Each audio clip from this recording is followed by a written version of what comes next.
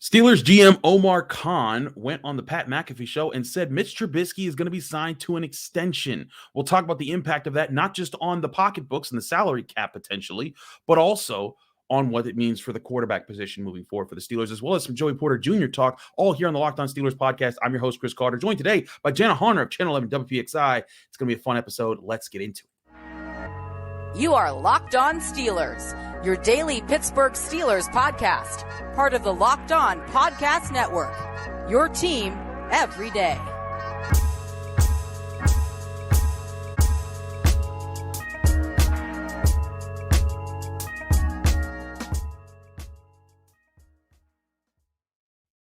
Hello and welcome to the Locked On Steelers podcast. I'm your host, Chris Carter, bringing you your daily dose of all things on the Pittsburgh Steelers. As always, you can find this show on your favorite podcasting app and especially on YouTube. Like this video if you enjoyed on YouTube. Subscribe to this YouTube channel to get all of your daily Monday through Friday episodes, as well as our bonus content. We thank you for making us your first listen every day because we're your team every day. And as I said before, we're joined today again on a Friday by the wonderful Jenna Harner of Channel 11 WPXI here in Pittsburgh. Jenna, how we doing over there?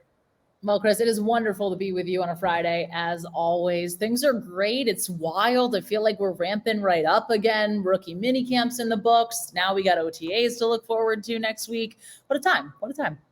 Indeed, it is a time. And Omar Khan took time to go on the Pat McAfee Show this past Thursday, and talked about a few different things. But one thing he mentioned was they're happy about their quarterback room. We already know that Mason Rudolph's coming back. We'll get to talk about the quarterback room itself in the second segment here. But I want to talk about with the signing of Mitch Trubisky to an extension, which is what Omar Khan said the Steelers have kind of gotten to work on and finalize here.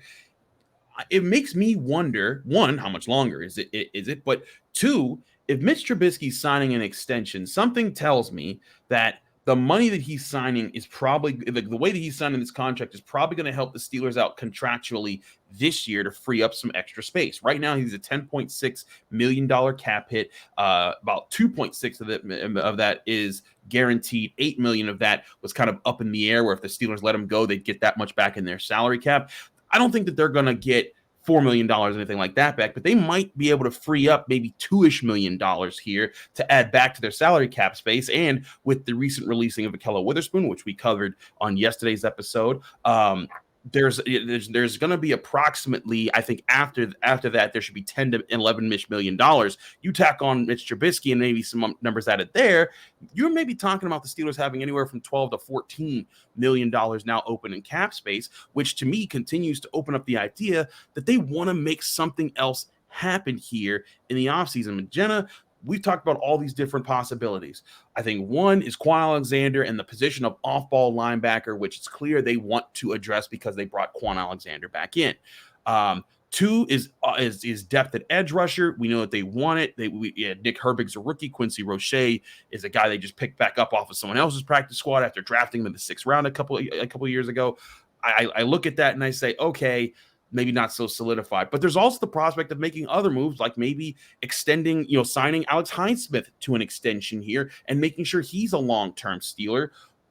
Jenna, just from your perspective, what is the Steelers' priority right now when it comes to what do you think that they want to get done first before they start OTAs next week?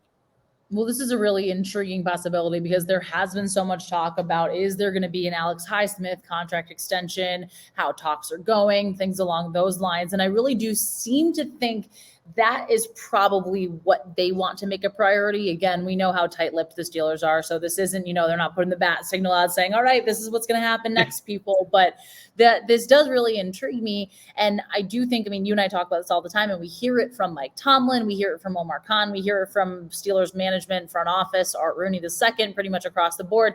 We know the Steelers absolutely love that homegrown, home-developed talent where it was a guy that they drafted. It's a guy they've, seen progress and seen develop into the player that they are. And then the guy that they signed to those second, third, et cetera, contracts and keep within the system, within the organization for a decent chunk of their careers. And so I think that is something the Steelers are going to definitely look to do with Alex Highsmith. Again, the season that he had last year, he does come in to these negotiations with Omar Khan with a lot of leverage, but at the same time, it's seemingly to me very well worth it to keep a guy in there like Highsmith, who you're probably going to have to pay decent money too, but also at the same time, he is still young, but he's shown what he can do. He's proven what he can do. He proved what he did last year without TJ Watt. To me, that seems like a priority they want to make, but at the same time, I wouldn't be surprised if, like you said, getting a guy like, signing a guy like Kwon Alexander, they're going to make some move in that realm.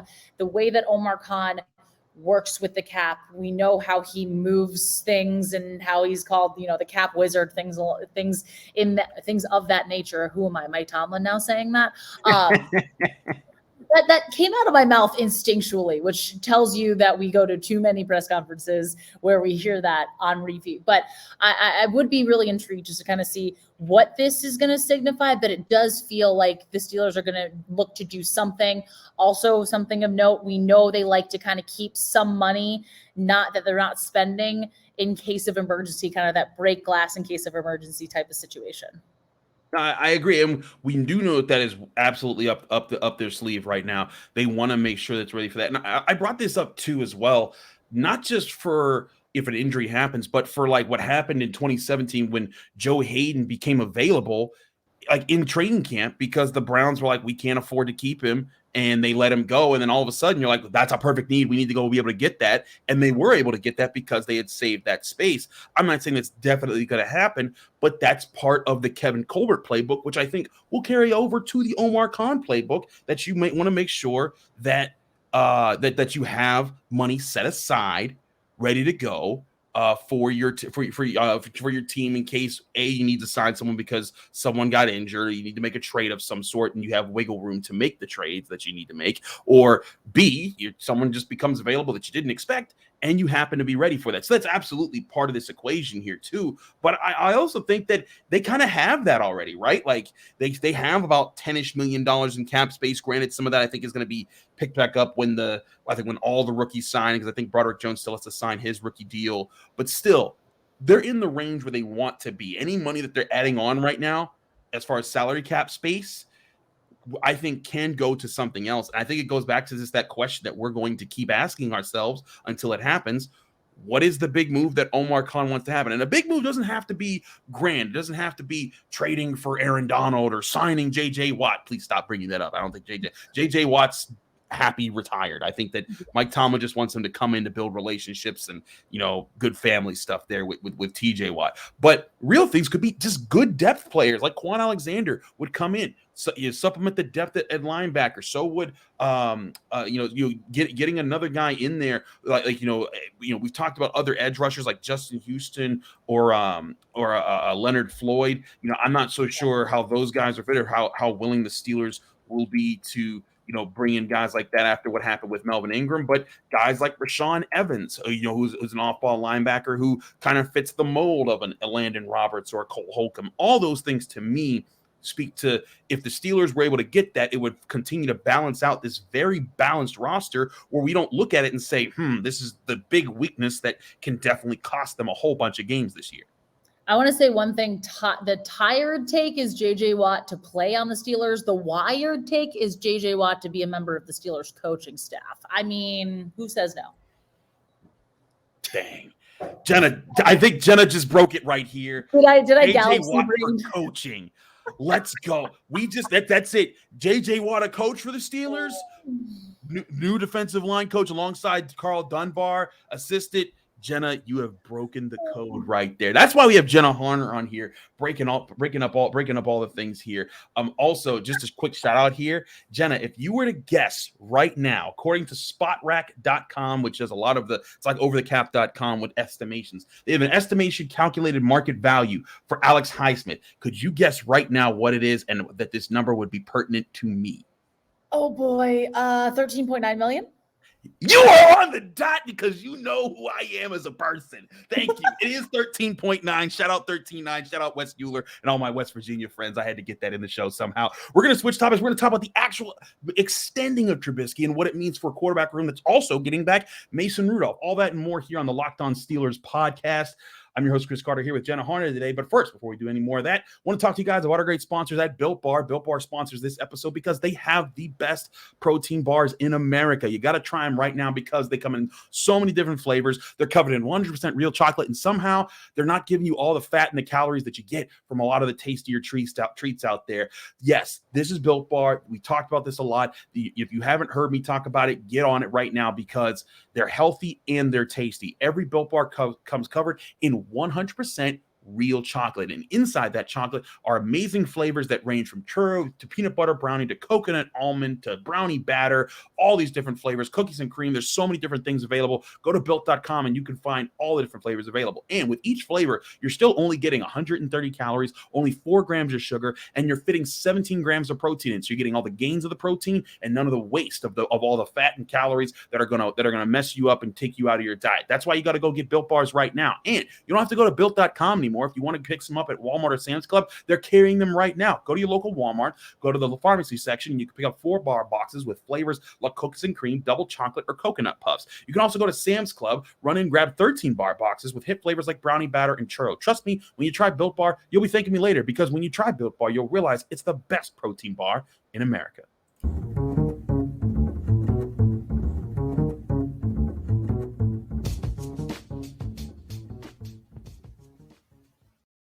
Back here on the Locked On Steelers podcast, I'm your host, Chris Carter, here with Jenna Harner here on a Friday. Jenna, let's talk about we don't know the numbers yet. So we still don't know what Mitch Trubisky's been extended for. That's just something that Omar Khan brought up. That's a thing. But let's talk about personnel-wise. With him being extended beyond just this year, because I thought that maybe Mitch Trubisky would just be finish out his 2-year deal, go on and see if he could be a starter somewhere. But if he's getting that extension, it sounds like to me, Mitch Trubisky's kind of like, you know what? Having a steady guaranteed contract where I know I can be a number 2 somewhere isn't all that bad.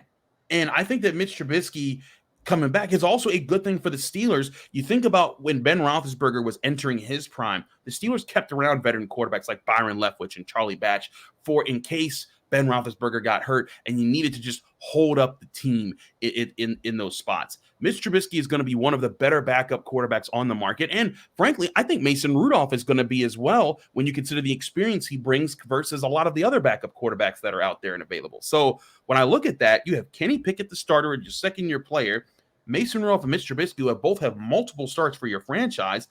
I think the Steelers, what they've done is they've solidified their quarterback room, at least in the immediate future, so that there's not worrying about, what happens if Kenny gets hurt for a month and he's out for a bit. You have 2 guys that can hold down the fort. And this has been something that this Steelers franchise has not had to do for a while recently. I mean, yes, you can talk about, Ben Roethlisberger, the Mason Rudolph, Duck Hodges year in that sense, but again, there's been such stability at the quarterback position with this franchise for the last however many years under Ben Roethlisberger that now it does kind of feel like that, okay, they're turning the page to the next chapter in this part. And you have 3 guys, again, that know your system. You have your rookie who Mike Tomlin, Andy Weidel, Omar Khan, Art Rooney II have all stamped their seal of approval on and said, hey, this is the guy who is our future here. We believe he is our guy.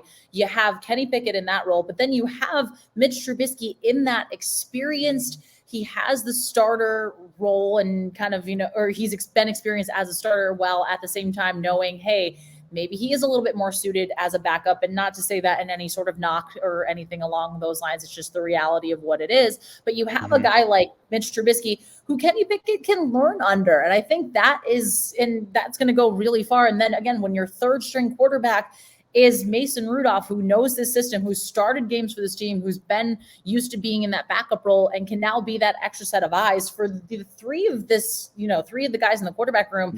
I think this is it shows stability to me in the Steelers and just in the way that they say, hey, look, this is how we're looking at things. Kenny Pickett's our guy of the future, but we have 2 guys behind him that, one, we feel confident putting out there if Kenny Pickett does get hurt. I know there there's a lot of talk out there about Kenny coming into year 2 and with the concussions he had in year 1, how healthy is he going to remain? And again, you never know the extent of injuries and you never know what can happen, but you have guys behind your starting quarterback that you would feel comfortable in going in there, being able to manage a game, especially with the run heavy offense. This offense is going to look to take on that identity even more this year. I think that's going to be a really big thing across the board.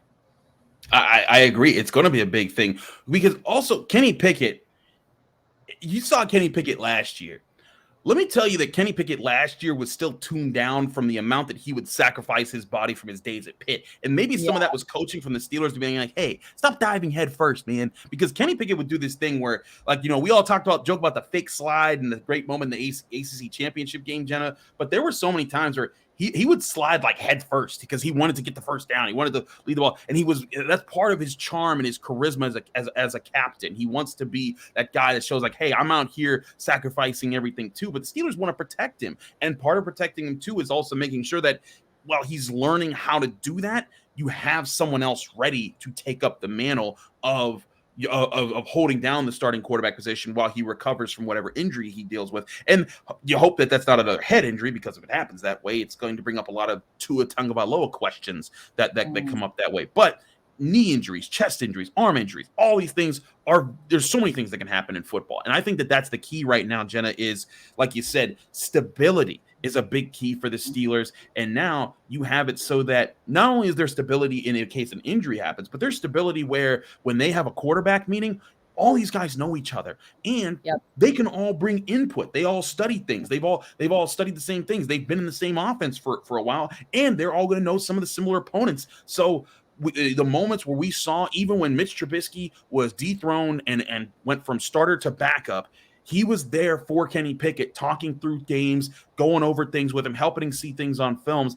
I think one thing we saw that was a great point for both Mason Rudolph and Mitch Trubisky, they were great teammates. There was never a point where they were just like, I'm checked out because I'm not going to get any playing time this year. There was never that attitude. And to me, that's another big point for keeping all three of these guys around to kind of help build up Kenny Pickett as he grows as a second-year player. And Chris, I want to touch on that in 1 minute. Ian Rappaport is reporting that it is a 2-year extension for Mitch Trubisky. See, here we are. We're bringing the news to people as it's happening. He's reporting it's a 2-year extension, which means he's now under contract for 3 years. Rappaport is reporting it's $19.4 million, according to his sources, including upside. Trubisky can earn a total of $33 million over the length of the contract, a solid payday for a valued part of the quarterback room, which we know. Again, Omar Khan spoke about that at the Combine. He said that they really do value Mitch and what he brings to this room, an incredible amount. And again, having that stability, having that leadership too, where he can be that extra set of eyes, because again, there's such value to that, especially as a young guy like Kenny Pickett, who's still adjusting to everything in the league, who's still learning what exactly to look for and what direct ways.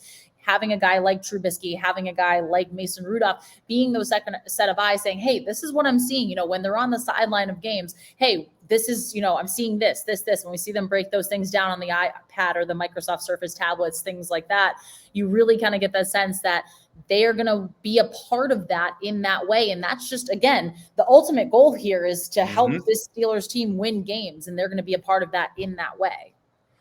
Absolutely. I think that's definitely part of it here is building towards that ultimate goal that they have there. And again, before anything, Kenny Pickett's development is very much as important as everything else here. Developing the offensive line, making sure the defense, making sure Broderick Jones comes in and is great, making sure Joey Porter Jr. is, but all of that pales in comparison to making Kenny Pickett become the next franchise quarterback. Because if he is, it puts everything else in a really good spot. He makes everyone else be better. And just from seeing him in college, I think that if Kenny Pickett catches on in the NFL and his leadership traits that we saw in college translate to the Steelers, he was a boost for everyone on that Panthers roster. I think he'd similarly be the same way, not just on the field, but off the field as a leader. I think he's going to raise the entire culture of the Steelers if he gets to that point. So again, very important to invest in making sure that happens. And I think a great way to do that is by keeping veterans around who know the system, know Kenny Pickett, and can help as far as developing game by game, week by week. I want to talk some defense here, though, with Jenna, because I wanted to approach something with Joey Porter Jr. As OTAs begin, we won't get to see a lot of the physicality of players, right? We're not going to see the offensive lines, but we will start to get to see maybe some receivers and some DBs get matched up in some one-on-one drills. And not that they'll be in full pads, but I think it will start to explore, okay, maybe we'll see how Joey Porter Jr. measures up with other guys. We'll see his first interactions with Patrick Peterson. How does Patrick Peterson lead? I want to talk about all those dynamics here in the third segment of the Locked On Steelers podcast. Stick with us. We'll be right back.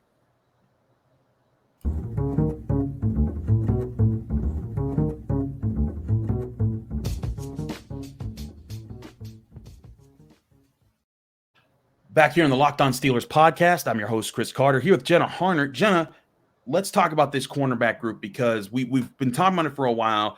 We talked about it. I talked about it yesterday on the show when Ahkello Witherspoon was released by the Steelers. So now your cornerback room looks like Patrick Peterson, Levi Wallace, Joey Porter Jr., James Pierre, Chandon Sullivan, and then Corey Trice, and then you're still bringing in some undrafted free agent guys in. But you got a bunch of guys who, some of those guys Levi Wallace, James Pierre, guys that have been on the roster for a little bit now. Patrick Peterson, as a veteran who has a great reputation in the NFL, just had 5 interceptions last year. You're hoping he comes in, and it's kind of that old wise veteran that helps guys along here. But then you have Joey Porter Jr. and Corey Trice, 2 rookies that you're hoping develop. They're both 6'3". They've got long arms. They like to be physical. And to me, it's going to be very intriguing to see what are the dynamics just in OTAs, and then eventually that bleeds into the season and training camp and the season, as far as who is who in this secondary, who takes the number 1 receivers at all times. It's got to be starting out as Patrick Peterson, but how soon would Joey Porter Jr.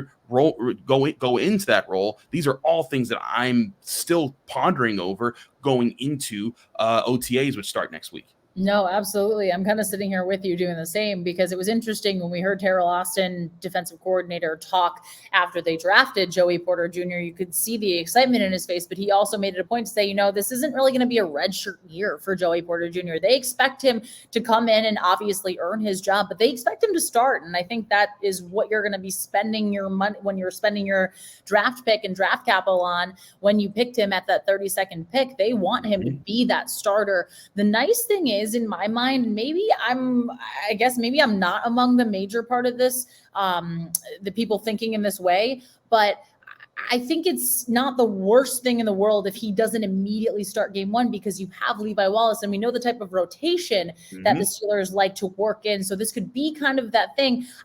Granted, I do think he will start, but if he doesn't, I don't think it's kind of a press the panic button type thing, because I think when you look at who you have as your top 3 guys in Patrick Peterson, Joey Porter Jr., and Levi Wallace, it's pretty solid talent across the board here, and talent that the Steelers are going to look at to say, hey, we like this. Corey Trice also does really intrigue me too, and what his role is going to be, and when we're going to see him, what types of packages, what types of usage are we going to see the Steelers, what ways we want to see the Steelers utilize him. But I realistically think it's going to be Patrick Peterson as cornerback 1, and everybody hopes it's going to turn out as Joey Porter Jr., CB2, Levi Wallace, CB3, to kind of fill in and just kind of have a rotation in that way.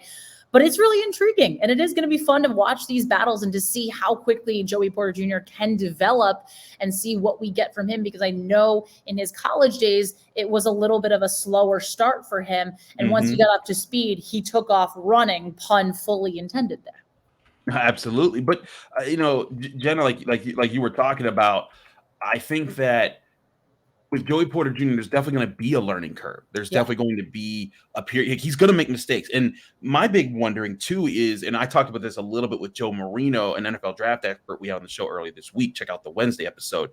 But what do they have him play? What do they have the team play? Because Joey Porter Jr. is not, maybe he can play off-ball coverage a little bit, but what he was really good at Penn State was get in your face, man press, jam you at the line of scrimmage, knock you off your route, mess up the timing, and then just use his ability to blanket you and stick with you. Now, if you're a shiftier wide receiver and he gives you space, that's where his weaknesses start to show more on tape. So then that begs the question, is he the person that you want running man press? Does everybody run man press? Do they switch it up, or do they switch up his style because they see a different thing? And all those types of questions are things that I think are going to be very interesting for one, Terrell Austin to figure out as defensive coordinator, but two, for Joey Porter to figure out himself. How does he adjust his game? Does he want to be still at that man press corner, or does he want to be, how soon can he develop into, because you imagine he wants to develop into a corner that can have different styles and different traits that he's able to deploy, because that's what the best corners do. But how soon can he get that is a big question. And with the Steelers, they're going to face some talented wide receivers in just the division alone. Amari Cooper with the Browns, Jamar Chase and T. Higgins with the Bengals, and now Odell Beckham Jr. and rookie Zay Flowers with the Ravens. There's going to be numbers of challenges that they'll have up against, and I wonder how many times he goes up against the top guys in those matchups when you have Patrick Peterson on the field while you're a rookie. Yeah, no, and I'm just so fascinated by, I mean, there's so many intriguing things about him, and we've talked about a ton of them, but one of the things is that, he was targeted so frequently in that opening game last year against Purdue when Penn State played Purdue. And then I believe he was targeted like 6 times the rest of the season. And maybe it was just because of scheme, maybe because it was the way things worked out. Maybe it was just because of his talent and ability, and quarterbacks did not want to throw his direction. Mm-hmm. But that is going to be something that I think plays a big factor here. And I know the Steelers are going to want to get him as many looks as possible just to be able to, once things really get going. And again, they're not going to be full pads at OTAs, things like that. But we are going to see those DB wide receiver battles. And how is he going to look against Deontay Johnson and his shiftiness? How is he going to look against George Pickens and just the ability that Pickens has to get open? But you're right. There are going to be, I mean, we talk about it all the time too, the talent of quarterbacks and wide receivers in the AFC North alone compared to the conference as a whole. And one of the biggest things I think the Steelers cornerbacks and just defensively as a secondary are not going to want to look to do is give up explosive plays in the ways that we saw them give it up against the Patriots, against the Bills, and against the Eagles a season ago. Exactly. Because to me, a big part of this is you don't want to give up those big plays.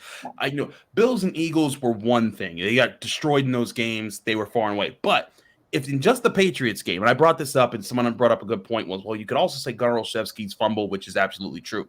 But if Ahkello Witherspoon doesn't get beat by Nelson Aguilar for that big play against the Patriots, the Steelers have a good chance to win that game.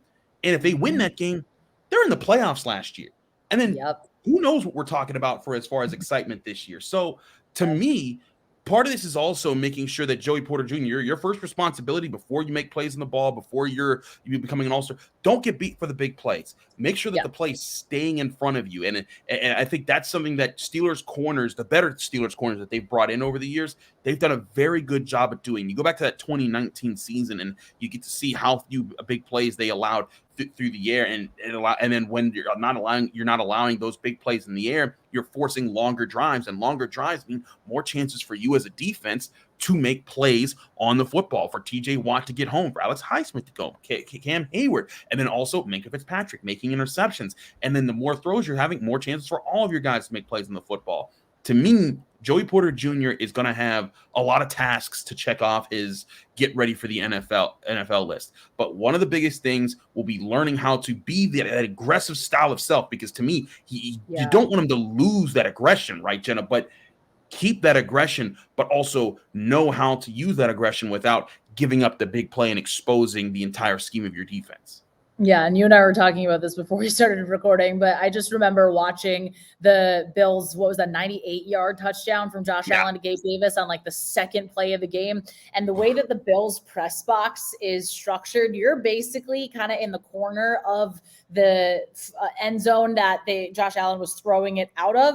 And that was one of those slow motion plays where everyone in that press box was just like, oh my God, oh my God, oh wow. That's really it's happening. It's happening. Like, that was just one of those moments where you're just like, oh boy, this one's how this is gonna go. So the Steelers obviously are not going to look to have a lot of those this season, and Joey Porter Jr., especially as a rookie, is not going to want to be responsible for those big plays. And of course, there's going to be times where he gets beat because it's just simply the nature of the NFL and the talent and the parity that there is across the league. But he's going to make sure he's going to want to do all that he can and develop any way that he can, and just kind of, take what he can get in terms of all the knowledge from the coaching staff and from guys like Patrick Peterson and even guys like Levi Wallace to make sure those plays, if any happen at all, are as limited and as few as possible. Absolutely. It's going to be big questions. We'll get to see a little bit of action in OTAs. It's still just football in shorts, but it's still a chance to see them, and we'll get our chance to see what are the dynamics. What's Patrick Peterson like as an on-field leader? The Steelers had that guy for years in Joe Hayden. Joe Hayden was the guy that everyone circled around.